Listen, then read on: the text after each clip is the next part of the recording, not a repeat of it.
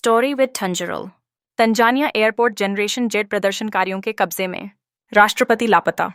Police ने कथित तौर पर सीमा पार आंसू गैस के गोले फेंके और जिंदा गोलियां चलाईं।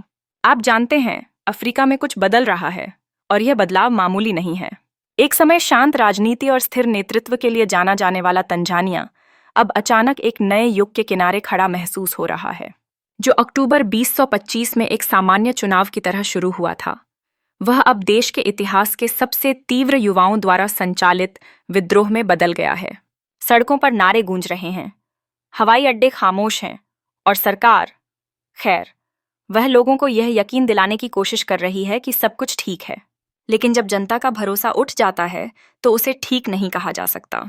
तंजानिया में जो हो रहा है वह सिर्फ राजनीतिक अशांति नहीं है, यह एक पीढ़ीगत जागृति है। अब युवा अनुमति का इंतजार नहीं कर रहे हैं, वे सुने जाने की मांग कर रहे हैं। और आप इसे अव्यवस्था कहें या बदलाव, यह इस पर निर्भर करता है कि आपको किससे ज्यादा डर लगता है, एक शोर मचाता अफ्रीका या एक जागा हुआ अफ्रीका। तंजानिया, अक्टूबर 2025। कभी कभी इतिहास दस्तक नहीं देता, वह बस आ जाता है, अचानक, बिना बुलाए, और अनदेखा करना असंभव होता है। यही ठीक वही हुआ तंजानिया में उस अक्टूबर के महीने में। ऊपरी तौर पर सब कुछ सामान्य चुनावों जैसा लग रहा था। धूल भरी सड़कों पर उड़ते पोस्टर, हाथ हिलाते प्रत्याशी, लकड़ी के मंचों के पीछे लहराता राष्ट्रीय झंडा, सब कुछ शांत लग रहा था, बहुत ज्यादा शांत। लेकिन बात यह है कि शांति झूठ बोल सकती है। वह किसी चादर की तरह सतह पर पड़ी रहती है, नीचे कुछ उबल रहा होता है। दार एस सलाम की गलियों में वह गर्मी महसूस की जा सकती थी। बातचीतों में, कैफे में और राजनीति की बात शुरू होने से पहले आने वाले उन ठहरावों में। वह खामोशी शांति नहीं थी, वह सतर्कता थी। लोग संतुष्ट नहीं थे, बस सावधान थे। संकेत पहले से मौजूद थे, यहां तक कि पहला मतपेटी खुलने से पहले ही। विपक्षी उम्मीदवारों को अयोग्य घोषित कर दिया गया था या किनारे कर दिया गया था। कुछ पत्रकार अचानक सुर्खियों से गायब हो गए। इंटरनेट की गति हर बार रहस्यमय रूप से धीमी हो जाती थी जब भी कोई विवादास्पद विषय ट्रेंड करता था। फिर भी सब लोग यह दिखावा करते रहे कि कुछ हुआ ही नहीं, क्योंकि तंजानियाई लोग शांति को सर्वोच्च प्राथमिकता मानने के आदी हैं। हाँ, शांति अच्छी चीज है, लेकिन वह शांति जो चुप्पी की मांग करे शांति नहीं होती, वह दबाव होती है। और हर दबाव की एक सीमा होती है। हमेशा जब चुनाव परिणाम आए, वही सत्तारूढ़ पार्टी, वही एकता और प्रगति के भाषण, कुछ टूट गया। शुरुआत में वह टूटना ऊंची आवाज में नहीं था, बल्कि जैसे किसी ने गहरी सांस लेकर चीखने से पहले ठहराव लिया हो। युवाओं ने इसे सबसे गहराई से महसूस किया। जनरेशन जेड, वो बच्चे जिन्होंने इंटरनेट पर पूरी दुनिया को बदलते देखा, अचानक समझ गए कि उनके अपने देश में बदलाव अब भी सीमित मात्रा में बांटा जा रहा है। आप लगभग उस सामूहिक टूटन को महसूस कर सकते थे। वह पल जब उम्मीद फुसफुसाना छोड़ देती है और चिल्लाना शुरू कर देती है। ये विद्रोही नहीं थे, वे पुराने ढर्रे के राजनीतिक कार्यकर्ता भी नहीं थे, वे बस थक चुके थे। धैर्य को नियंत्रण के हथियार की तरह इस्तेमाल होते देखकर थक गए थे। ऐसे चुनावों से थक गए थे जो दिखने में विकल्प जैसे लगते थे, लेकिन असल में थे नहीं। उन नेताओं से थक गए थे जो भविष्य की पीढ़ी की बातें करते हैं, लेकिन वर्तमान की पीढ़ी को नजरअंदाज कर देते हैं। और यही वो बात है जो अफ्रीका के बाहर के लोग अक्सर समझ नहीं पाते। यह सिर्फ तंजानिया की कहानी नहीं थी, यह उस पूरे महाद्वीप की कहानी थी जो युवा है, बेचैन है, जुड़ा हुआ है और अब इंतजार से ऊब चुका है। क्या आप जानते हैं, अफ्रीका की औसत उम्र सिर्फ 19 वर्ष है। मतलब आधा महाद्वीप उन नेताओं से छोटा है जो उसे चला रहे हैं। और ये युवा सोचते अलग हैं। वे सत्ता की पूजा नहीं करते, वे उससे सवाल करते हैं। वे अब भागने के सपने नहीं देखते, वे सुधारने के सपने देखते हैं। तो जब उन्हें एक और चुनाव दिखा जो पुराने जैसे ही परिणाम दे रहा था, उन्होंने कंधे उचकाने के बजाय कदम उठाए। वे सड़कों पर उतरे, उन्होंने ट्वीट किए, वीडियो बनाए और अंत में उन्होंने जगहों पर कब्जा किया। उनका संदेश साफ था, हम बहुत इंतजार कर चुके हैं। और एक बार जब यह संदेश उनके होठों से निकला तो यह फैल गया, तेजी से, बेकाबू होकर, बिजली की तरह। अब यह चुनाव की खबर नहीं रही, यह कुछ बड़ा बन चुकी थी, एक पीढ़ीगत लकीर जो रेत में खींच दी गई थी। तंजानिया अब सिर्फ वोट नहीं डाल रहा था, वह जाग रहा था।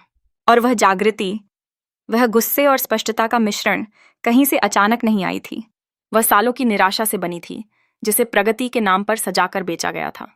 सच में यह समझने के लिए कि यह लहर कहां से आई, हमें उस चुनाव को देखना होगा जिसने इसे जन्म दिया।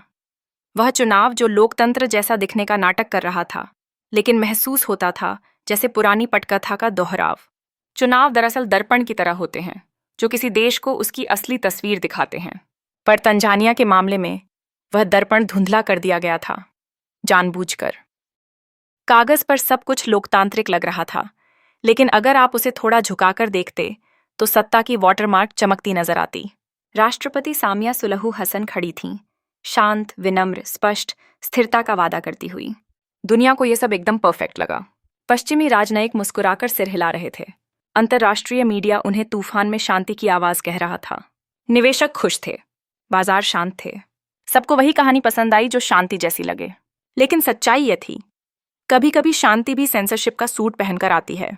मुस्कुराहटों के पीछे असली खेल पहले ही तय हो चुका था। विपक्षी नेताओं को या तो तकनीकी कारणों से हटा दिया गया या फिर वे खामोशी में गुम हो गए। मीडिया इतने धीमे स्वर में बोल रहा था जैसे गलत शब्द बोल देने का डर हो। अब सवाल यह था, जब सरकार ही तय करे कि कौन चुनाव लड़ सकता है, तो क्या वह चुनाव रहता है या सिर्फ राजनीतिक नाटक? यही बात युवाओं के दिल में सबसे ज्यादा चुभी। अब यह इस बारे में नहीं था कि कौन जीता, बल्कि इस बारे में था कि जीतना अब संभव ही नहीं रहा था। सब कुछ ऐसा बनाया गया था कि लगे जैसे जनता शामिल है, लेकिन असल में जनता की राय का कोई असर नहीं था। यह लोकतंत्र नहीं था। यह एक लोकतंत्र की बैटरियां निकली हुई मशीन थी। और शायद सबसे ज्यादा दर्दनाक हिस्सा था दुनिया का मौन। वही पश्चिमी देश जो लोकतंत्र और स्वतंत्रता पर सेमिनार कराते हैं, उन्होंने कुछ नहीं कहा। उन्होंने तंजानिया के शांतिपूर्ण चुनावों की तारीफ की। शांतिपूर्ण? किसके लिए? सत्ता वालों के लिए शायद। लोग भूल जाते हैं कि मौन भी हिंसक हो सकता है। जब अन्याय को अनदेखा किया जाता है तो वह गायब नहीं होता, वह रूप बदलता है। वह निराशा बनता है, फिर विरोध और आखिरकार क्रांति। यह ऐसा है जैसे किसी बंद कमरे में दबाव बढ़ता जाए। और तंजानिया में वह कमरा पूरी तरह बंद था। जनरेशन जेड के लिए यह सिर्फ राजनीतिक निराशा नहीं थी, यह व्यक्तिगत था।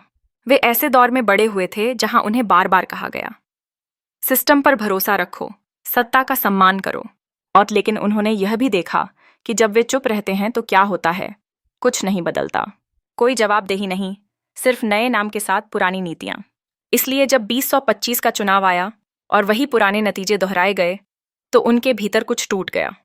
किसी ने कहा, बस अब बहुत हुआ। यह सब विरोध शुरू होने से पहले ही ऑनलाइन दिखने लगा था। ट्वीट्स धागों, थ्रेड्स में बदल गए, धागे वीडियो में और वीडियो कार्रवाई में। अजीब बात है ना, कैसे निराशा अचानक संगठन में बदल जाती है जब लोगों को एहसास होता है कि वे अकेले नहीं हैं। जब यह एहसास फैल गया, जब डोडोमा से मांझा तक के युवा उसी धोखे की भावना साझा करने लगे, तब यह चुनाव एक राजनीतिक घटना नहीं रहा, यह एक सामाजिक जागृति बन गया। यही होता है जब जनता समझती है कि वह किसी और के लिखे नाटक में किरदार बन गई है, फिर वे पटकथा छोड़ देते हैं। और एक बार जब पटकथा छोड़ दी जाती है तो फिर नकली अभिनय पर लौटना असंभव होता है। इसीलिए जब मतगणना हुई और वही परिणाम हर टीवी स्क्रीन पर चमका, लोग इस बार घर नहीं बैठे। वे बाहर आए, वे सड़कों पर उतरे। उन्होंने कहा, हमने वोट दिया, अब हम सुने जाएंगे। और वहीं से सब कुछ बदल गया। वो प्रदर्शन सिर्फ प्रतिक्रिया नहीं थे, वे एक बोध थे, एक एहसास कि अब कोई कानून, कोई नारा, कोई राष्ट्रपति की मुस्कान उन्हें रोक नहीं सकती थी। क्योंकि जब लोगों को समझ आता है कि लोकतंत्र अब सिर्फ अभिनय बन चुका है, तो वे दर्शक रहना छोड़ देते हैं और अभिनेता बन जाते हैं। जब लोग कहते हैं युवा हमारे भविष्य हैं, तो वे इसे एक विनम्र, दूर की पंक्ति की तरह कहते हैं, भाषणों में बोला जाने वाला एक औपचारिक वाक्य। लेकिन वे भूल जाते हैं, भविष्य एक दिन दरवाजा खटखटाता है। यही हुआ तंजानिया में। युवाओं ने भविष्य का इंतजार करना छोड़ दिया, उन्होंने उसे खुद लाकर खड़ा कर दिया। यह सब छोटे छोटे कदमों से शुरू हुआ। कुछ छात्र, कुछ ऑनलाइन आवाजें, एक वीडियो, एक धागा, बस इतना ही। पहले यह बस झुंझलाहट थी, सच और कच्ची। लेकिन उसमें कुछ नया था, स्पष्टता। वे अब अनुमति नहीं मांग रहे थे, वे सच्चाई कह रहे थे। फिर जैसे दिल की धड़कन तेज हो जाती है, वैसे ही यह आंदोलन फैल गया। विश्वविद्यालयों में, मोहल्लों में, बाजारों में, हर जगह वही लय, वही ऊर्जा। युवा अब नेताओं से दिशा नहीं पूछ रहे थे, वे खुद नेता बन चुके थे। वे ग्रुप चैट्स से योजना बना रहे थे, हैशटैग्स से तालमेल कर रहे थे। कोई औपचारिक बैठकें नहीं, कोई घोषित नेता नहीं, बस सही समय पर सही भरोसा। यह सुंदर था, लगभग कवितामय। जैसे एक पूरी पीढ़ी आखिरकार उस भाषा में बोलने लगी जो सिर्फ वही समझ सकती थी। सरकार घबरा गई, न कि इसलिए कि उसे विरोध की उम्मीद नहीं थी, बल्कि इसलिए कि उसे पता ही नहीं चल रहा था किसे दोष दे। कोई एक व्यक्ति नहीं था जिसे गिरफ्तार किया जा सके, कोई पार्टी नहीं थी जिसे उकसाने का आरोप दिया जा सके। यह विचारधारा की लड़ाई नहीं थी, यह पहचान की लड़ाई थी। सिस्टम विपक्ष से निपट सकता था, लेकिन जागृति से नहीं। उनके नारे सीधे थे, लेकिन असरदार। हमें सच्चाई चाहिए। वे बच्चे यह नारा लगा रहे थे जो अब तक सिर्फ अधूरी सच्चाई सुनते आए थे। उनके लिए यह व्यक्तिगत था। उन्होंने देश की सुंदरता देखी थी, उसके समुद्र तट, उसके पर्वत, उसका गौरवशाली इतिहास, और वे समझ नहीं पा रहे थे कि उसकी राजनीति अब भी इतनी पुरानी और थकी हुई क्यों दिखती है। क्यों वादे किए जाएं और दिया जाए सन्नाटा।